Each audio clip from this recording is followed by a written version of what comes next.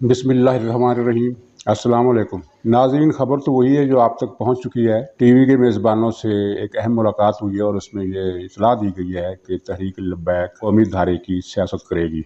इसका मतलब ये है कि तहरीक लब्बैक पर पाबंदी उठाने का हतमी फैसला हो चुका है और ज़ाहिर इमरान खान इसमें गैर मुतल्लक हैं। जिन्होंने फैसला करना है उन्होंने कर लिया है कि पाबंदी उठा ली जाएगी और इसमें ये बात काबिल गौर है कि तहरीक लब्बैक अब कौमी धारे की सियासत करेगी। इसका मतलब बज़ाहिर तो यही निकलता है कि वो इंतहा पसंदाना मुतालबात जो बाज़ लोगों की नज़र में इंतहा पसंदाना मुतालबात हैं, जिसमें पुरतशद्दुद तरीक़ाकार भी इख्तियार किया जाता है, तहरीक लब्बैक उसे छोड़ देगी और कौमी इशूज़ पर सियासत करेगी। अगर तहरीक लब्बैक ऐसा करती है जैसा कि बाज़ हलकों की इत्तला है कि यकीन दहानी करा दी गई है, तो फिर सोचने की बात यह है कि तहरीक लब्बैक का मुस्तकबिल क्या होगा, क्योंकि उसने जिन नारों पर मकबूलियत हासिल की है वो कुछ और है। अगर वो उनसे दस्तबरदार होती है ऐलान किए बगैर, क्योंकि ऐलान करना तो ज़ाहिर है किसी के बारे में नहीं खाता, ऐलान किए बगैर दस्तबरदार होती है और उस तरह की सियासत करती है जिस तरह की इस्टेब्लिशमेंट चाहती है, तो फिर इसका वोट बैंक लाजमन सिकुड़ जाएगा और उसकी ताकत मुतासर हो जाएगी, कम हो जाएगी। क्या ऐसा होगा? ये इस पे कई सवालात हैं। इसलिए कि तहरीक लब्बैक की जो कैडर है, ऊपर से क़यादत से लेकर हायरार्की से लेकर नीचे वर्कर क्लास तक, उनकी जो तरबियत की गई है और जिन खतूत पर उसे उठाया गया है, वो इन उसूलों पर अगर चलेगी तो अपना वजूद भी शायद बरकरार नहीं रख सकेगी। लिहाजा मेरा ख़्याल है कि ऐसा मुमकिन नहीं है। वो कौमी धारे में आने का मतलब यही है कि वो थोड़ा फ़िलहाल टोन डाउन हो जाएगी, लेकिन जब वक्त आएगी तो उसे जिस तरह का इशारा होगा वो उसी तरह का काम करेगी। और अगर इसी तरह का काम करेगी तो फिर मेरा ख़्याल है कि आने वाले वक्त में हालात इस तरह के होंगे कि ये तहरीक के मकासद और तहरीक की जो भी एजुटेशन होगा या जो भी इनकी सियासी और गैर सियासी जद्दोजहद होगी, वो इस्टेब्लिशमेंट के फ़ायदे में नहीं जाएगी। जिस तरह के हमने देखा कि असूली तौर पर तो ये कहा जाता है कि ऐसी जमातों को दरअसल मुस्लिम लीग नून और पीपल्स पार्टी का तोड़ करने के लिए बनाया गया था। तो अब उनका रुख जो है वो किसी और तरफ हो गया है, पीटीआई की तरफ हो गया है, पीटीआई के सरपरस्तों की तरफ हो गया है। तो यानी गोया कि एक घाटे का सौदा किया गया और ये सियासत इसमें इस्टेब्लिशमेंट इसमें खसारा कमाएगी अगर तहरीक लब्बैक अपने रस्ते से ना हटी। इस्टेब्लिशमेंट की तवक्को है और उन्हें यकीन है कि हमने जो यकीन दहानियाँ हासिल की हैं, हम तहरीक की क़यादत उसके मुताबिक चलेगी, लेकिन ऐसा होना बरसरे ज़मीन काफ़ी मुश्किल बात है, क्योंकि तहरीक लब्बैक वालों को भी पता है कि फिर उनकी सियासत किसी ख़ास खाते में गिनी नहीं जाएगी। नाज़रीन, यहाँ याद आई कि ये तजर्बा तहरीक लब्बैक का और इसी तरह के दूसरे तजर्बे वैसे तो ज़ियाउल हक़ के ज़माने से किए जा रहे हैं, उसमें एमक्यूएम भी शामिल थी। एमक्यूएम को बनाने वाले कौन थे? ज़ियाउल हक़ साहब और उनके साथी थे और उनका मकसद था कराची में कोई कौमी सियासत करने वाली जमात मौजूद नहीं रहनी चाहिए। यानी पीपल्स पार्टी, जमात इस्लामी और जेयूपी, ये 3 बड़ी पार्टियाँ थी कराची में अपने-अपने हलके में। पीपल्स पार्टी के कुछ हलके थे, बाकी हलकों में जमात इस्लामी और जेयूपी बराबर चल रही थी, कहीं जमात इस्लामी आगे थी। तो ये 3 जमातें थीं। इन 3 जमातों को कराची से निकालने का फ़ैसला किया गया था और ये इसलिए किया गया था कि उस वक्त 1970 के अशरे के अखीर में और 80 के अशरे के शुरू में कराची पाकिस्तान का वह शहर था जो जागीरदाराना सियासत से, जागीरदाराना असरात से बिल्कुल पाक था और उसमें मिडिल क्लास बहुत ज़्यादा ताकतवर थी और सियासी शऊर आ रहा था। तो इस्टेब्लिशमेंट इस बात से खौफज़दा थी, वो चाहती थी कि जिस तरह पंजाब में और सिंध में जागीरदारों का तसल्लुत है, कराची में भी उसी तरह का मामला होना चाहिए और सियासी शऊर को आगे नहीं आना चाहिए। चुनांचे सियासी शऊर को ख़त्म करने के लिए और कराची वालों को दबाने के लिए एक तजर्बा किया गया जो रियासत के गले पड़ गया। लेकिन बहरहाल रियासत ने अपने मकसद हासिल कर लिए।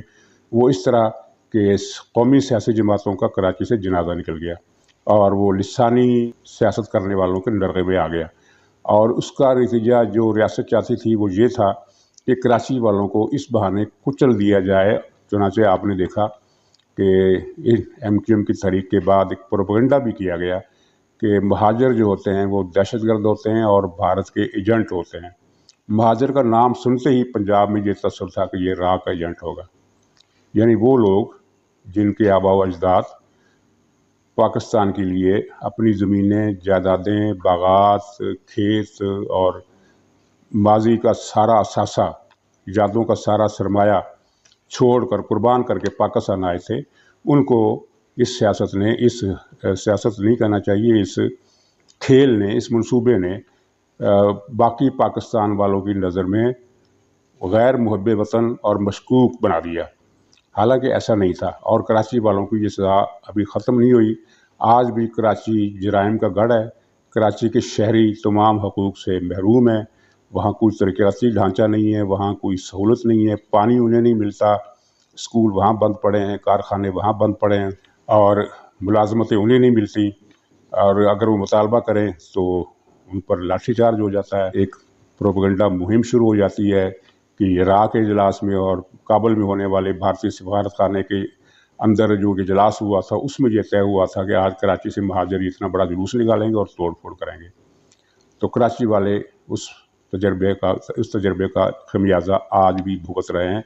तजर्बा उन्होंने नहीं किया था, तजर्बे में वो इस्तेमाल हो गए थे।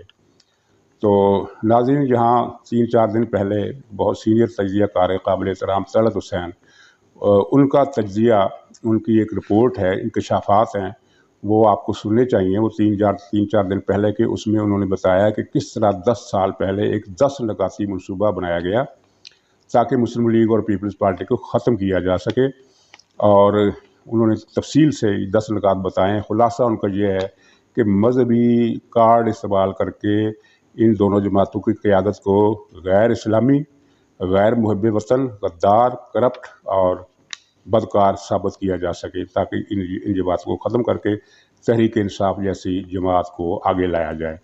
अगर आपको वो वीडियो मिले तो आप ज़रूर सुनिए। मैं उसमें सिर्फ ये इजाफ़ा करना चाहता हूँ कि इन 10 नकात के अलावा भी बहुत कुछ किया गया। मसलन 2014 में इमरान खान का धरना इसी प्लानिंग का हिस्सा था, जिसके तहत चीनी सदर का दौरा मनसूख कराया गया और सी पैक को तबाह करवाया गया। और उसके बाद फिर एक पनामा लीक्स आए, जिसकी निगरानी इस्टेब्लिशमेंट ने की, और अपने मर्ज़ी के जजों से फैसले लिए गए मुस्लिम लीग नून को तबाह करने के लिए। जो उस ज़माने में पै दर पै फैसले आए, वो अब तारीख़ का हिस्सा है। उन पर तनकीद से, नुक्ताचीनी से अब कोई किसी को रोक नहीं सकता, क्योंकि वो तारीख़ का रिकॉर्ड है, और तारीख़ जो है उसका नकात वक्त होता है, ज़माना होता है, और वो बहुत बेरहम होता है, वो किसी से डरता नहीं है।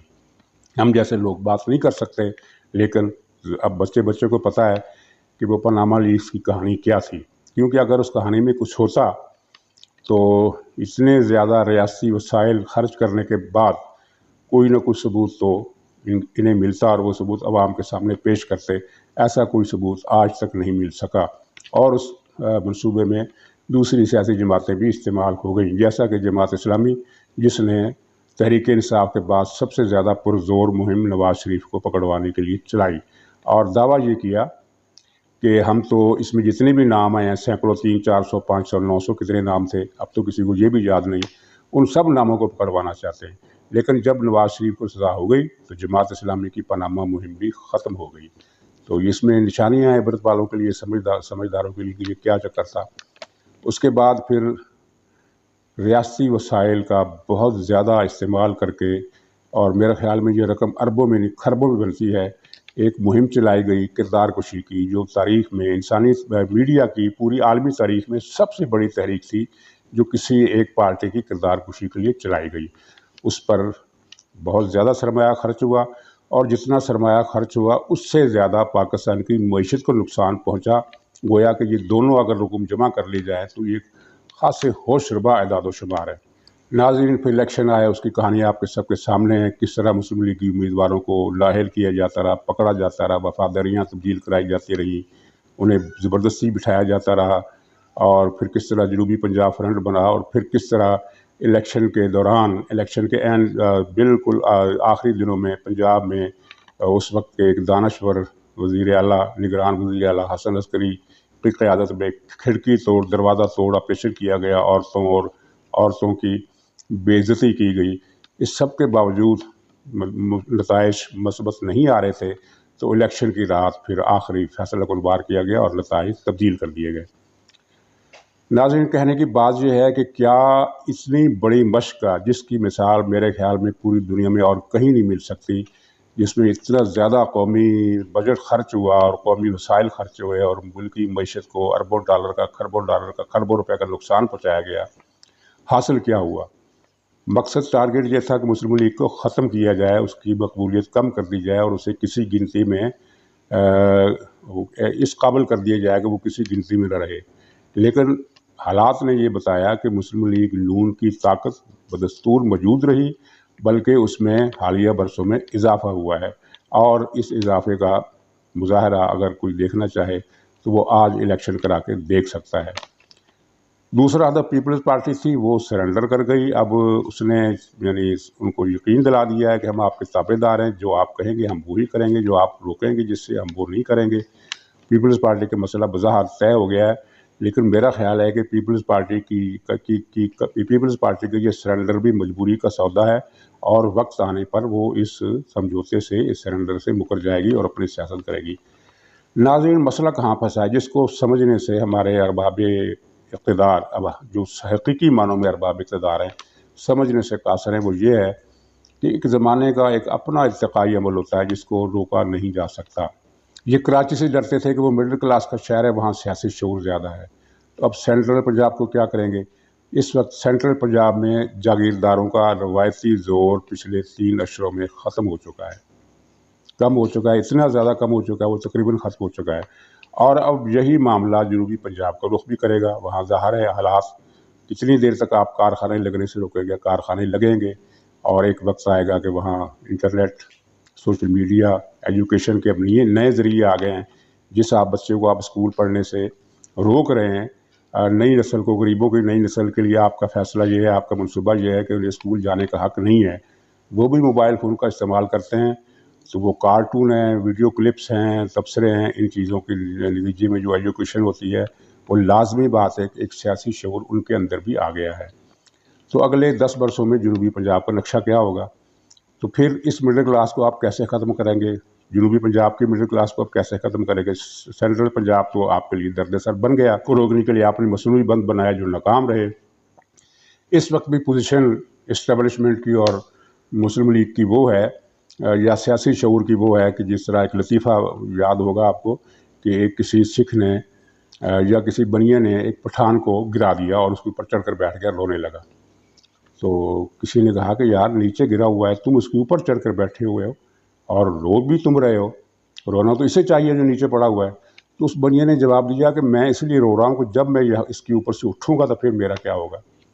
تو ظاہر ایک یہ مصنوعی طور پر ایک چیز کو روکا گیا ہے، بند باندھے گئے ہیں، زنجیریں پہنائی گئی ہیں، اور جب یہ سلسلہ ٹوٹے گا یا کمزور پڑے گا تو پھر اس سیاسی شعور کے آگے یہ کس طرح بند لگائیں گے، کس طرح روکیں گے، حالات پر کس طرح قابو پائیں گے؟ ابھی تک تو انہوں نے حالات پر قابو پا لیا ہے، اور یہ الگ بات ہے کہ حالات پر قابو پانے کی اس ایڈونچر کے نتیجے میں پاکستان کو جتنا نقصان پہنچا ہے معیشی طور پر اور سماجی طور پر، معیشی طور پر اس طرح کہ اس کا یعنی پاکستان کے پچھلے 70 سالوں میں پاکستان میں اتنی آفتیں نازل نہیں ہوئی جتنی 2.5-3-4 برسوں میں جب سے یہ ایڈونچر شروع ہوا ہے پاکستان کو پہنچی ہیں۔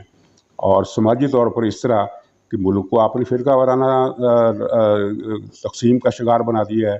یعنی منصوبہ جو یہی تھا نا کہ دیوبندی اور بریلوی اور اہل حدیث اور شیعہ، ان سب کی آپس میں کشمکش اتنی بڑھ جائے کہ قومی سیاسی جماعت کو کوئی آدمی ووٹ نہ دے، دیوبندی اپنی دیوبندی کو ووٹ دے، بریلوی امیدوار کو ووٹ دے، شیعہ امیدوار کو ووٹ دے، وہابی امیدوار کو ووٹ دے، یعنی قومی سیاسی جماعت کو ووٹ دینے کے لیے کوئی آدمی تیار نہ ہو۔ لیکن یہ منصوبہ تو ووٹ دینے کے حوالے سے تو ناکام ہو گیا، لیکن فرقہ وارانہ تقسیم اس نے ضرور گہری کر دی ہے، اور اس فرقہ وارانہ تقسیم کا نتیجہ بالآخر پاکستان کو بھگتنا پڑے گا، ریاست کو بھگتنا پڑے گا، اور ان لوگوں کو بھی بھگتنا پڑے گا جو یہ منصوبہ بنا کر لائے ہیں اور جسے انہوں نے کامیابی کو نسخہ سمجھا ہے اپنے مفادات کے تحفظ کے لیے۔ بظاہر انہوں نے سمجھا تھا کہ یہ فول پروف منصوبہ ہے، لیکن یہ منصوبہ تو بہت بری طرح فلاپ ہوا ہے اور اس کا نقصان ہوا ہے۔ مسلم لیگ کی پوزیشن صرف یہی ہے کہ وہ ایک ایسا پٹھان ہے جس کے اوپر کوئی چڑھ کر بیٹھا ہوا ہے، لیکن پٹھان کی طاقت ختم نہیں ہوئی۔ صرف یہ ہے کہ اسے گرا دیا گیا، اس کے بازو بندھے ہوئے ہیں، بازو کھلیں گے تو پھر کیا ہوگا۔ تو ناظرین، آخر میں اپنا ایک ذاتی کمنٹ کرنا چاہتا ہوں کہ مریم نواز صاحبہ نے کراچی کا دورہ ملتوی کر کے کوئی اچھا فیصلہ نہیں کیا۔ وہاں لوگوں کو انتظار تھا اور انہیں کچھ کہنا چاہیے تھا۔ مجھے نہیں پتا کہ شہباز شریف کی رہائی کے بعد جس سے کچھ لوگ یہ کہہ رہے ہیں، تاثر دے رہے ہیں کہ شہباز شریف نے منصوبہ سازوں کے سامنے سرنڈر کیا ہے اور اچھا بچہ بننے کا یقین دلایا ہے اور وہ NRO لے لیا ہے جو عمران خان نہیں دینا چاہتے تھے اور ان کے بس میں بھی نہیں تھا۔ خدا کرے یہ باتیں سننے میں آ رہی ہیں یہ غلط ہوں، اور مریم نواز کا جو کراچی نہ جانا کا فیصلہ ہے اس کو بہرحال میں اب بھی غلط ہی کہوں گا۔ خدا حافظ۔